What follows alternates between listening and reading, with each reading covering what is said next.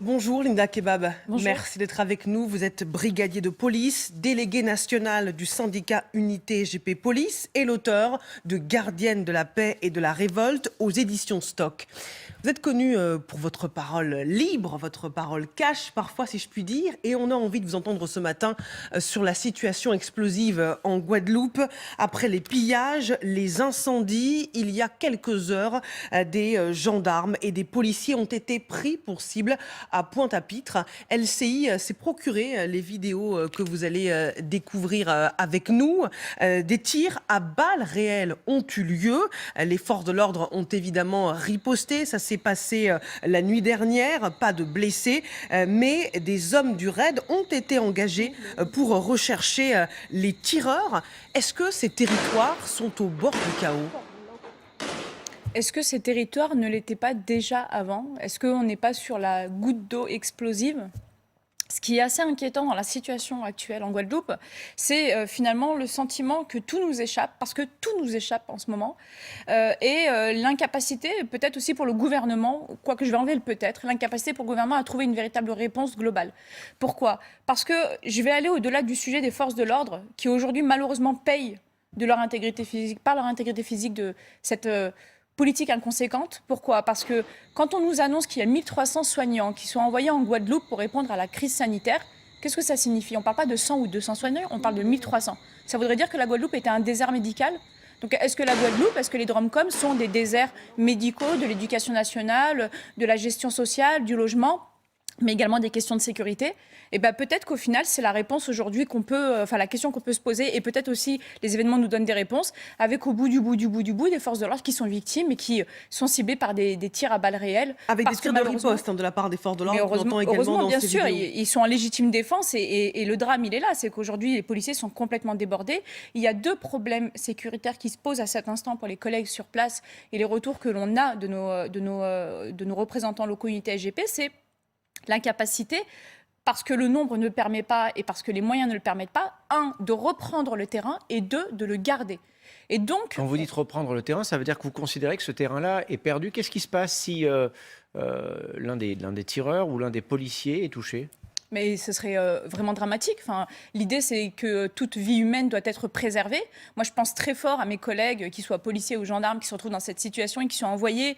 Et d'ailleurs, il faut saluer leur courage pour essayer de contenir une situation qui est dramatique, avec une population qui est aussi un petit peu prise en otage par la situation.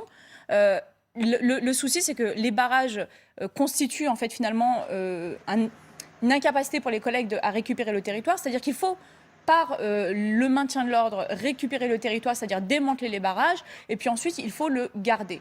Mais le souci, c'est qu'on n'a pas la bonne réponse. Nous, ce qui nous interroge, ce qui nous inquiète, c'est pourquoi est-ce qu'on n'envoie pas de CRS. Aucun CRS n'a été envoyé.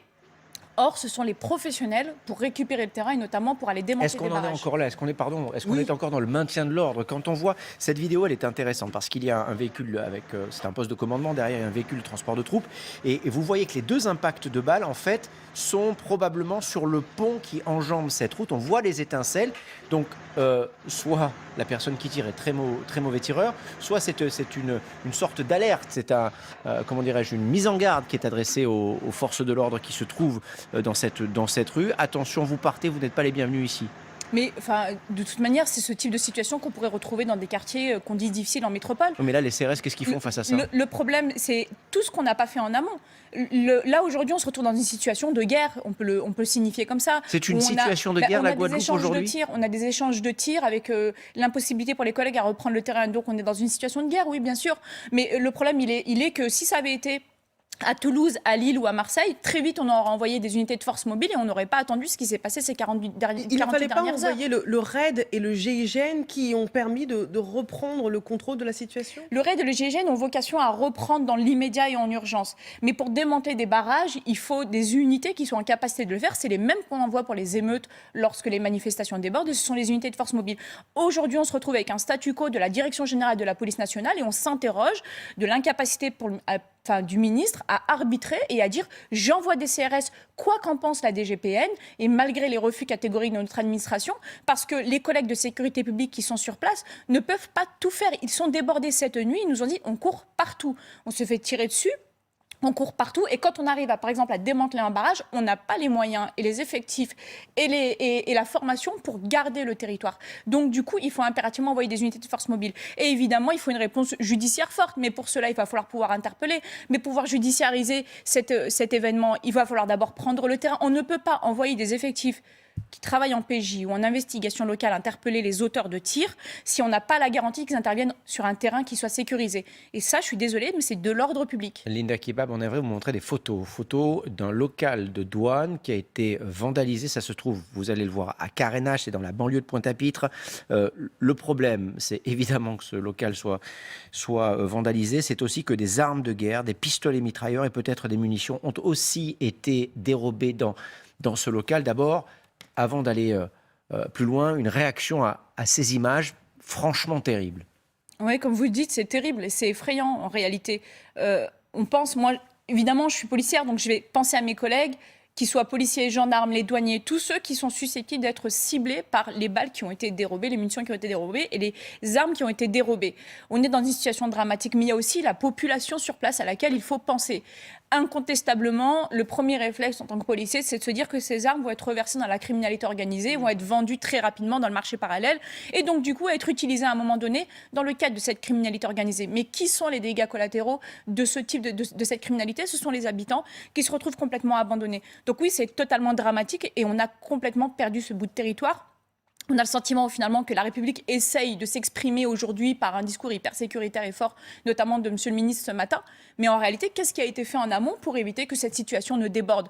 On ne peut pas dire que la Guadeloupe aujourd'hui elle déborde parce que ce serait un cas à part entière. Elle est la République et dans ces cas-là, il aurait fallu lui apporter la même réponse qu'on a en métropole. Linda Kebab, vous l'avez très bien dit, il y a la situation sanitaire, il y a aussi la situation sociale. 40 ans de retard par rapport à l'Hexagone, disent les élus locaux. Et c'est ce qu'on paye aujourd'hui et les forces de l'ordre sont en première ligne. Mais totalement, en réalité, les seuls aujourd'hui qui sont présents, ce sont les forces de l'ordre. Et on leur demande aujourd'hui d'aller compenser, de pallier le manquement de 40 ans, et vous le dites vous-même, d'une politique. Au final, les DROMCOM, c'est loin des yeux, loin du cœur. On leur accorde absolument aucun moyen. On va aller déverser des minima sociaux, mais on n'apporte ni éducation, ni prévention, ni santé. Moi, je répète le chiffre des 1300 soignants qui est choquant. À partir du moment où on doit renforcer d'autant, ça veut dire qu'il y a un véritable désert médical. On a renforcé aujourd'hui de 200 forces de l'ordre par rapport à cette situation. C'est un chiffre qui est encore acceptable au regard de ce qui se passe. Mais si on vous dit on envoie 1300 soignants, ça veut dire qu'est-ce qui se passait avant? Je vous ai fait réagir aux images. J'aimerais vous poser une question toute simple. Comment c'est possible? Comment c'est possible que des locaux de douane soient entièrement dévastés? La douane, évidemment, ce sont des hommes entraînés, des hommes qui sont normalement armés, qui devraient pouvoir se défendre contre une attaque, qui devraient pouvoir sécuriser leur matériel. Comment est-il possible aujourd'hui en France qu'en 2021, des locaux de douane soient complètement détruits, comme c'est le cas, comme on le voit sur ces images?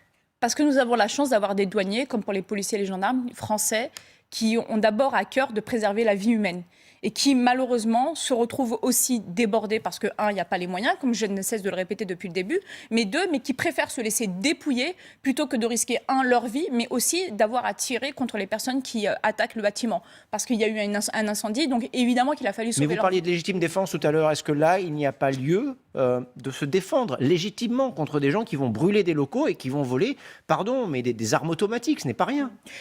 Vous savez, vous êtes en train de me faire un discours qui est tout à fait logique. Non, je vous pose des questions, je ne fais pas de discours. C'est tout à fait logique ce que vous me dites et ce que vous me demandez, mais je vais vous faire un parallèle qui n'est pas allé aussi loin. Quand on a des tirs de mortier sur les commissariats en métropole et que les collègues n'ont pas d'autre choix que de refermer très fort la porte et d'attendre que ça passe en espérant très fort ne pas brûler vivant à l'intérieur. Est-ce que vous n'avez pas le sentiment qu'on est dans le même type de situation? Sauf que là, on est sur un territoire où la violence est exacerbée et qu'ils ne se contentent pas seulement de tirer quelques mortiers, c'est qu'ils vont jusqu'au bout de leur action, c'est-à-dire mettre le feu au bâtiment et aller voler des munitions et de l'armement. C'est des choses qui nous semblent assez invraisemblables. Sauf qu'aujourd'hui, la situation en Guadeloupe, elle est dramatique. C'est pas seulement des violences urbaines.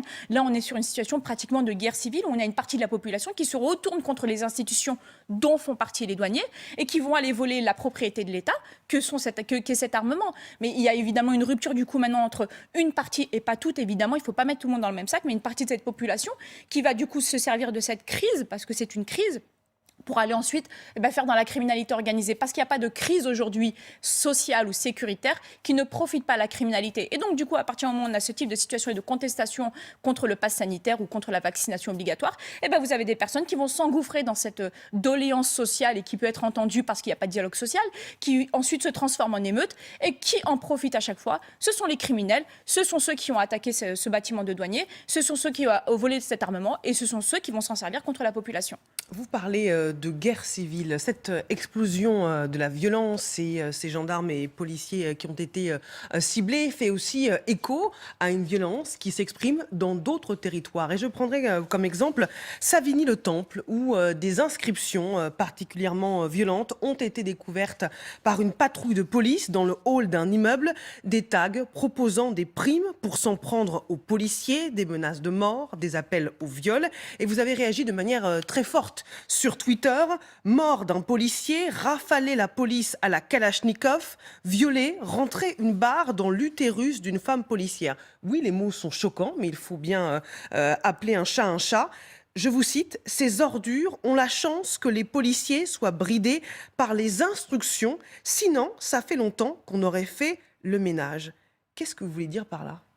Alors que moi, je tiens bien à dissocier deux choses entre instruction et loi, parce qu'évidemment, il y a toujours les polémistes et les friands du police bashing qui se sont engouffrés dans ces propos en disant « Ah tiens, les policiers appellent à contourner la loi ». Sauf que les instructions administratives ne sont absolument pas la loi, et souvent même, ils les contredisent. C'est-à-dire que là où la loi appelle à rétablir la sécurité, notamment pour les habitants, parce que quand vous avez ce type de tag, vous avez aussi du trafic de stupes en parallèle. Ce sont des halls d'immeubles qui servent au trafic de stupes, dont on sait finalement les inconvénients et le mauvais faible qui sont portés sur les habitants de ces immeubles. Et puis ces personnes toutes puissantes, impunies, qui se sentent en tout cas impunies et qui en tout cas sont en liberté pour pouvoir le faire, qui vont taguer des mots qui sont effroyables et horribles. J'ai pas d'autres mots en fait, c'est inhumain, c'est indicible.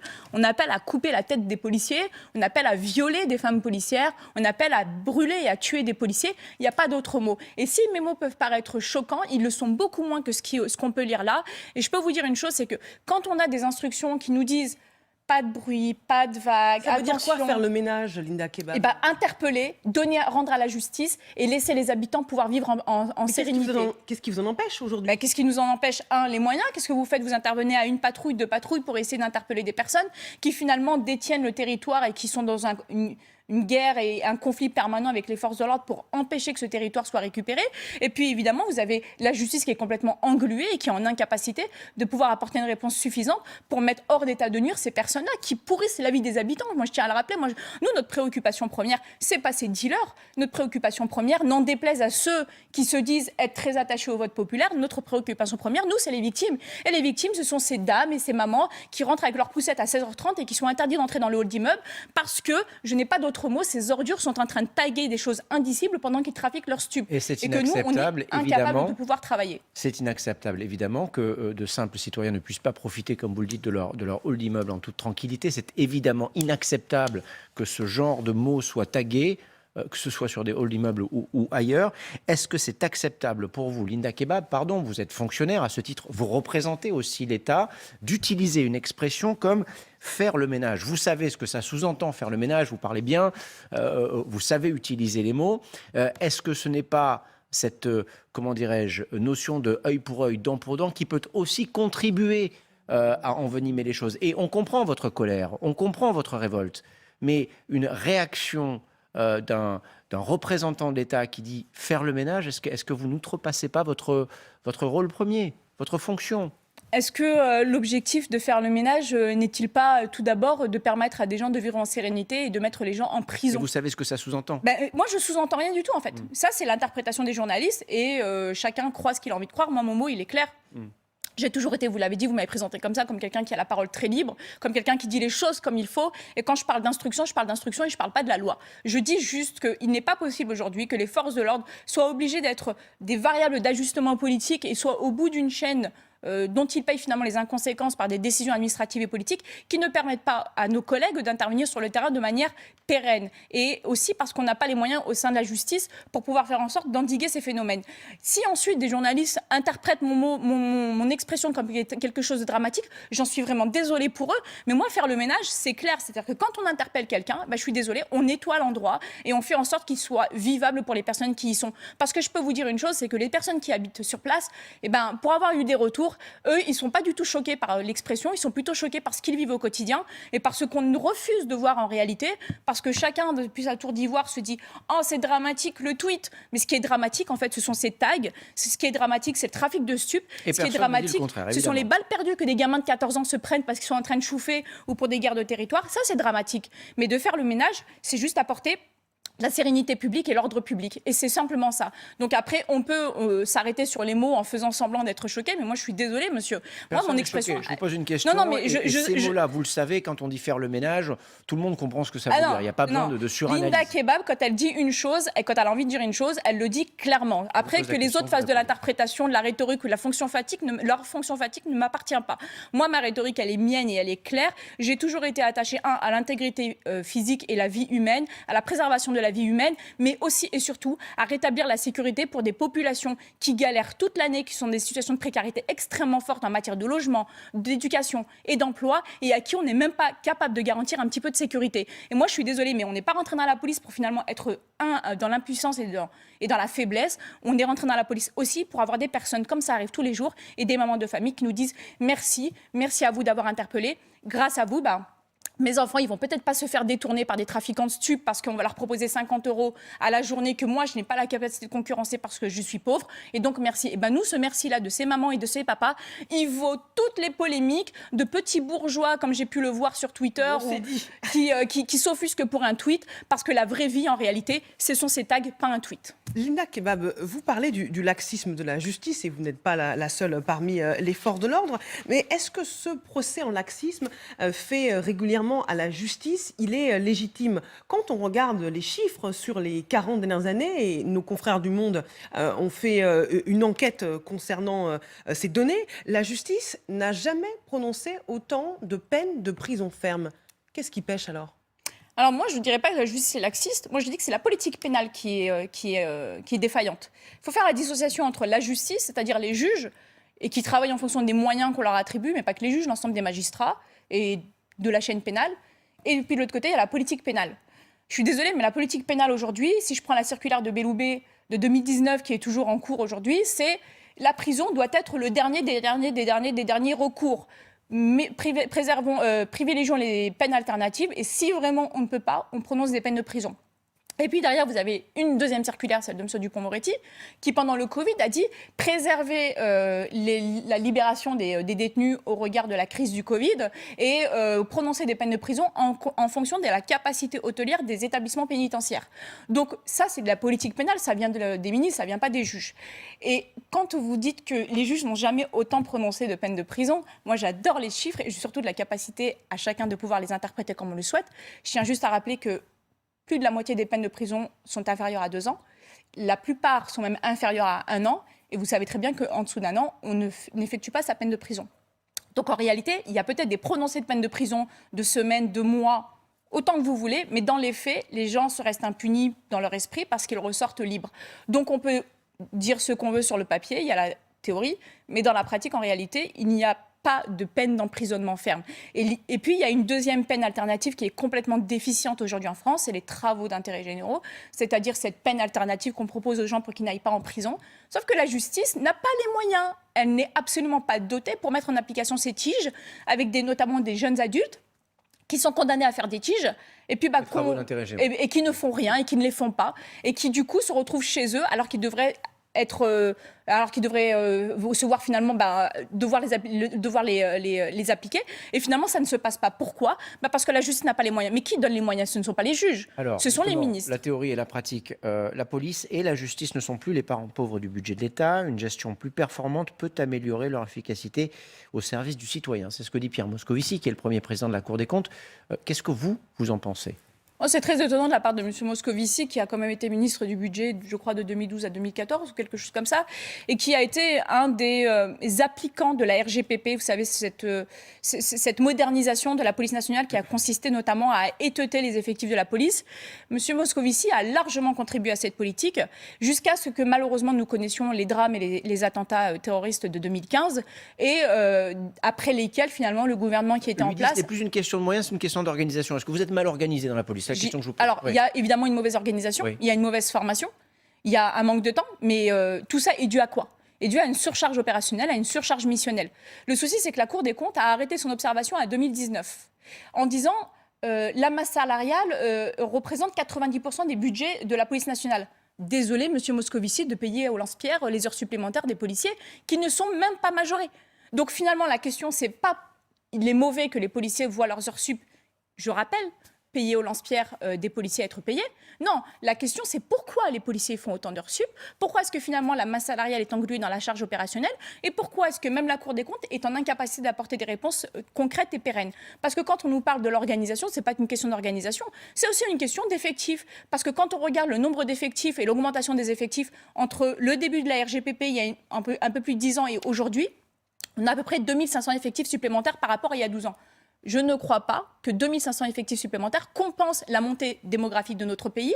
Et puis je tiens à rappeler à cet ancien ministre, quand même, des fois qu'il n'ait pas été en France ces 6 dernières années, qu'en 2015, terrorisme, loi travail à laquelle il a contribué, avec les mouvements sociaux qui sont allés avec, puis ensuite le mouvement des Gilets jaunes, puis la pression migratoire suite aux conflits, notamment au Moyen-Orient, qui ont amené donc du coup la question migratoire en France, et donc du coup une charge opérationnelle pour les policiers supplémentaires, et l'investigation qui est engluée dans des réformes pénales qui finalement ne font qu'encombrer encore plus les procédures.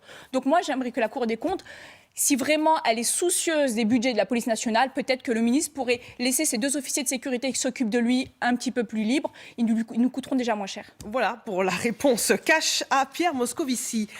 Pour répondre à ce que certains qualifient de délitement de la société française, il y a cette proposition de Michel Barnier qui plaide pour un service militaire et de sécurité de 6 mois obligatoire pour tous les jeunes entre 18 et 21 ans.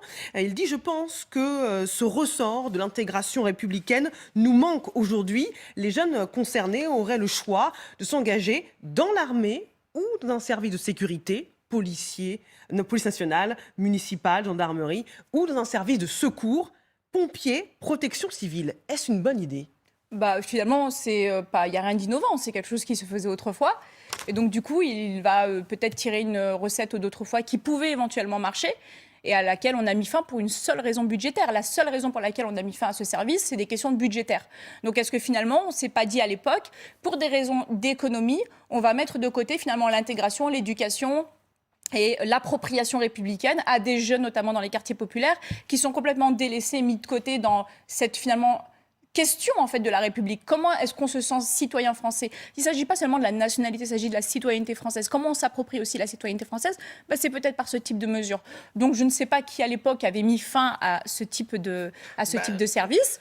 Mais bon, monsieur Barnier est peut-être juste allé chercher finalement une recette qui fonctionnait, et peut-être aurait-il demandé des comptes à ceux qui y ont mis fin. Et s'il a besoin d'idées, il peut venir vous voir. Merci Linda Kebab d'être venu nous voir. Nous, ici, aujourd'hui, répondre à nos questions. Votre livre, il n'est pas nouveau, mais il s'affiche pour ceux qui ne l'ont pas lu, Gardienne de la paix et de la révolte. 11h23 dans un instant.